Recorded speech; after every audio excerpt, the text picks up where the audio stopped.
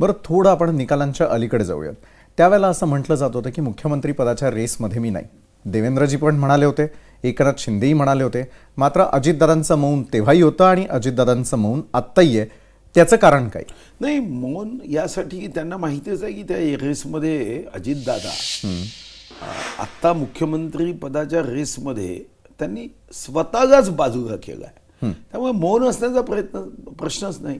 आणि तुम्हीच आत्ता प्रश्नात सांगितलं की देवेंद्रजी म्हणाले मी रेसमध्ये नाही, एकनाथ शिंदेजी म्हणाले रेसमध्ये नाही.